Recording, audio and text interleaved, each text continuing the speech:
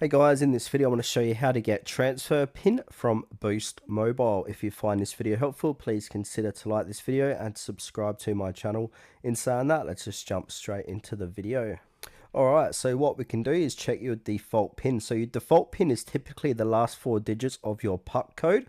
You can find your PUC code on your SIM card packaging or printed on the SIM card itself. If you've changed your pin, this default may no longer apply.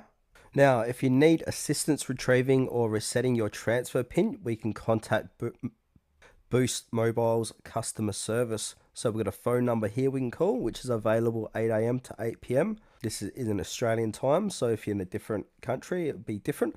And they've also got online chat. So use the Message Us feature on the Boost website or on the application. For security reasons, Boost Mobile does not provide transfer pins through the My Boost Mobile app or online account, so direct contact ensures proper identity verification before issuing or resetting your pin, so keep that in mind.